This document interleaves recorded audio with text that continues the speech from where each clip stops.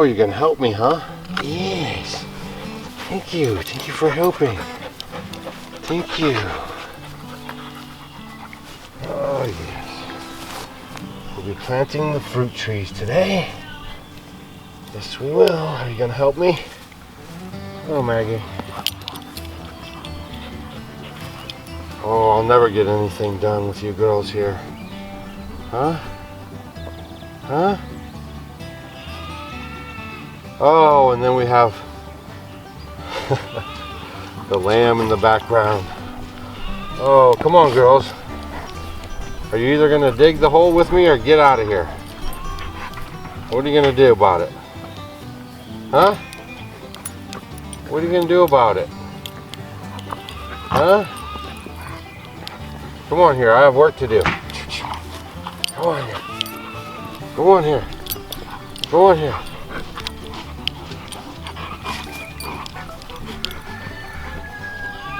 Dig it. That a girl. Come on now, are you gonna help?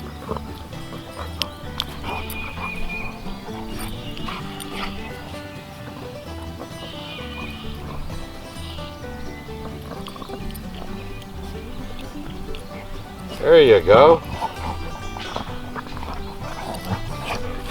Oh my goodness. What am I gonna do with you two?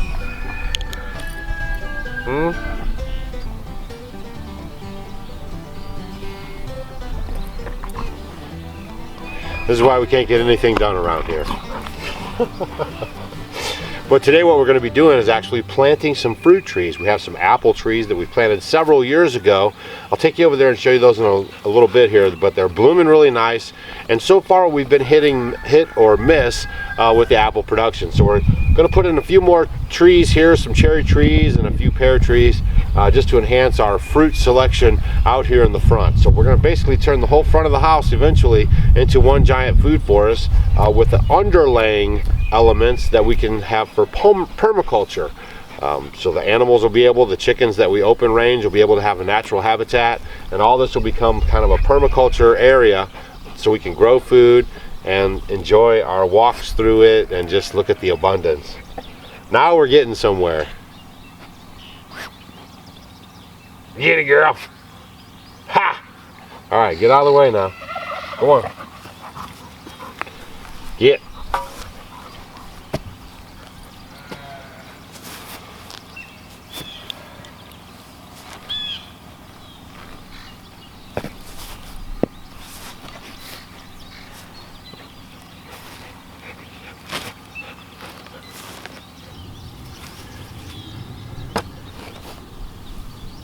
Look at that beautiful, rich soil. Chickens and nitrogen they provide, and look at that. That's what you like in dirt. Soil. We're just going to clean out this hole here a little bit. We're going to add in some compost to the bottom of the hole.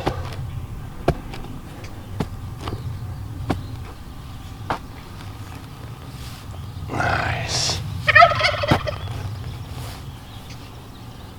The first cherry tree that we're going to plant is called the Black Tartarian. It's called a standard cherry tree. I'm going to leave these markers on here until we can log them down on a piece of paper inside our kind of food diary. So remember that as well. When you guys plant these, you might want to write down what they are and how they're located so you always know which ones you have.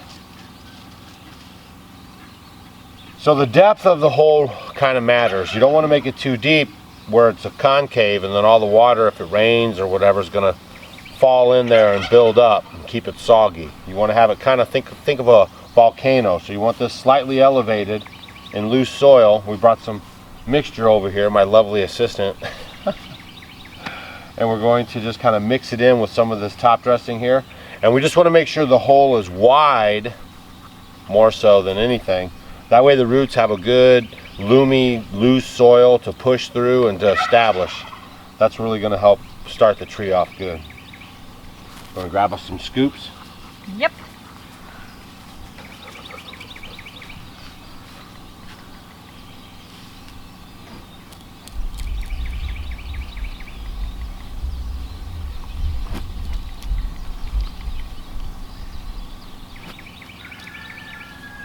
That's good.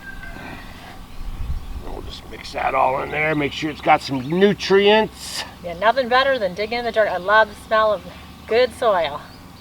Yeah, you can come down here and dig in it. No, I like to get the worms sometimes. And put them in my garden beds. Well, we need the worms out here too, Miss Stacy. I know we do. That's why I'll leave it for my tree. Which tree is this one? This is the cherry. Sweet cherry. I know when we first moved here, it was funny how our neighbor, actually she was one of my mentors around the corner. She had the cherry trees, she had pear trees, she had apple trees, and she taught me all about like foraging and learning to can. And I used to always go over there. She used to give me all her cherries, and I always wanted a cherry tree, and I haven't got it. And the other tree we're going to plant too is a pear, and I always wanted one. And she had this special kind of pear. So when we get to our pears, I'll tell you all about these pears that we got.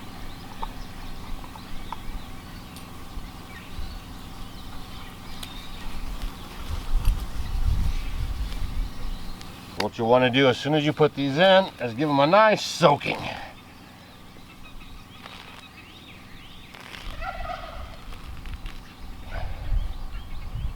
There's some nice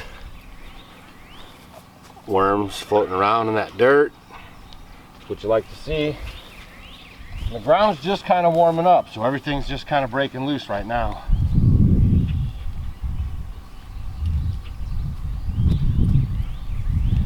I just used some of this sod here that we have from when I dug the hole.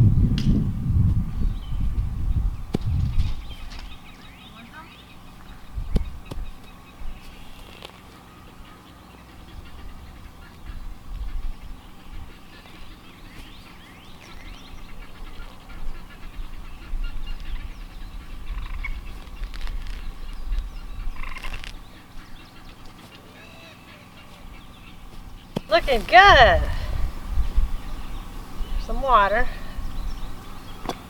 Maggie likes it too. And then make sure you guys are staying on top of watering this. It's a new tree, so you don't want to water it too much. You'll rot out the roots. But you'll want to water it at least once or twice a day, at least for the first, couple weeks. Maybe skipping a day here and there, just kind of simulating a good spring rain, and then back off, let it dry out a little, just like if it was in nature. And the one thing about the cherry trees and the pear trees, they are, they like to have another tree with them to kind of help cross-pollinate. So we have two different types of cherry trees, so of the sweet cherry trees. They are self-fertile, but they will do better and you'll get a lot more yield from them if you go ahead and you plant more than one. So that's on both the pear and on the cherry. So we have two different types of the pear and then two different types of the sweet cherry trees here. Now, one thing you want to think about when you're planting your trees is spacing, because every tree requires a little different spacing. You could have a dwarf tree or you could have a regular tree. So all that matters. So you have to pay attention to your instructions and your species. Oh, it's my lovely assistant. I'm back. I gotta take care of that little lamb little Elsa likes to eat. She sure does. Yeah, the grass is getting really greening up, isn't it? Yeah. We decided to go with the sweet cherry tree as opposed to the sour cherry tree because I wanted to eat mine more like fresh and just like right off the vine, or I could ferment them.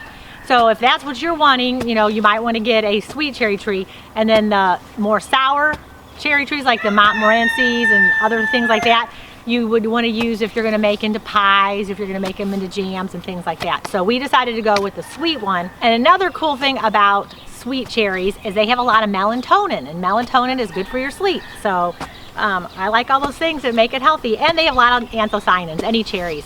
And did you know also that cherries, basically all the cherry trees that we have, the cultivated kind, are from wild cherry trees. So a lot of you guys may even have wild cherry trees around where you live. Any kind of cherry tree is awesome. Just plant whatever fruit you can get because it's that gift that keeps on giving.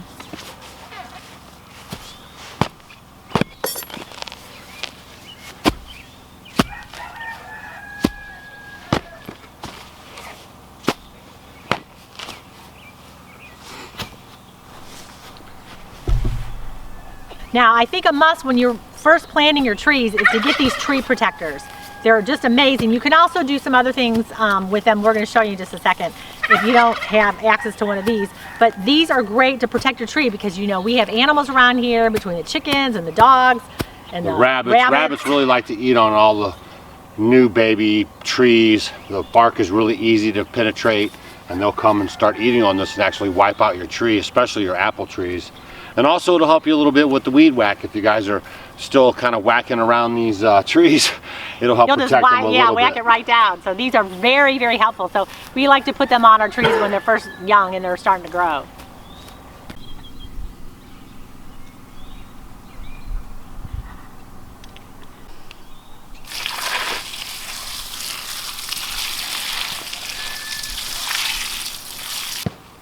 And there's little Molly checking out what we're doing.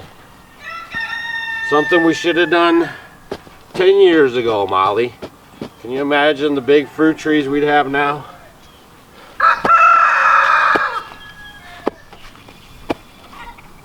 Hole number 3. It's time for the Asian pears, huh?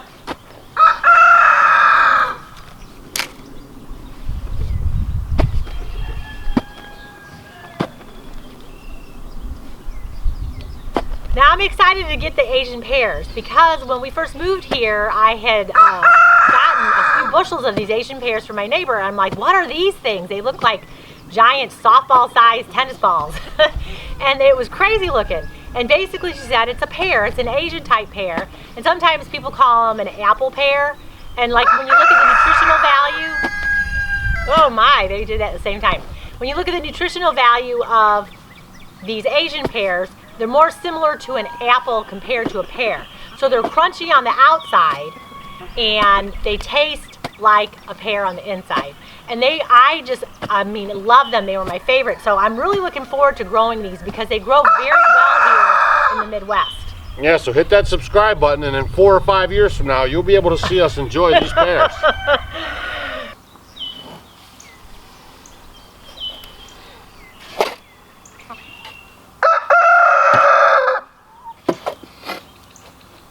Mr. Rooster likes it.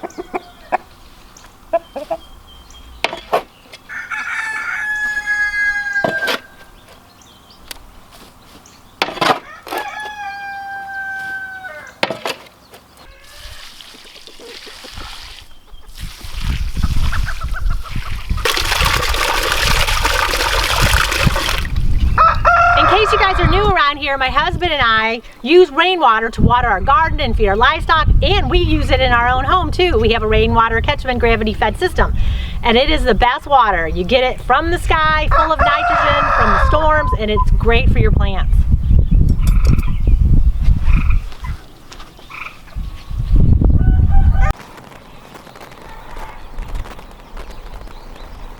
The nice thing about the bare root plants too is, you know, when you order them and you get them, if the temperatures aren't conducive, there's a couple tricks you can do to keep them stored longer until your ground unthaws and the ground temperatures rise up. Because you never want to plant anything into the cold ground. You want to make sure that you're letting your temperatures in your dirt rise up a little bit, so that way the plant starts to wake up. If you guys put it into something, let's say this was bare rooted and you know you can see there's buds on here, and then you stuck it in the cold ground, it's going to think it just went through the summer, and now it's going to start shutting down because it thinks it's going into winter. So anytime you're coming into spring and you're doing some transplanting, you always want to be mindful of the actual ground temperature. All right, we were pretty late for us this year. Yep. Every year is a little different. Yep. Nice. So when you guys are gardening, you know, every year is totally different. It's never the same. You have different type of circumstances from the weather, growing conditions. So you just basically take yourself a little of this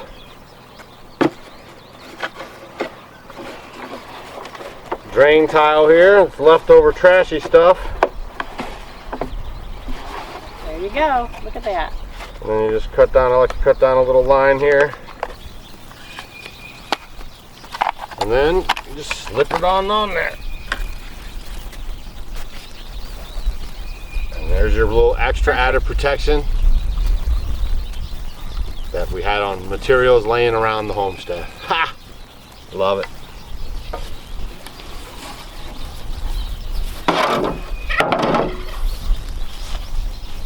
What do you think, Maggie? Does it look good? One of these days you'll have something to lay under, right? You'll have a nice tree, get some shade.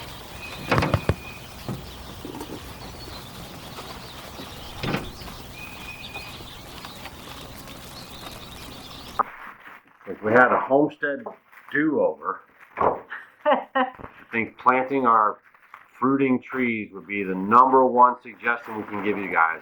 We're getting at it. Get to work. All right, see you guys later.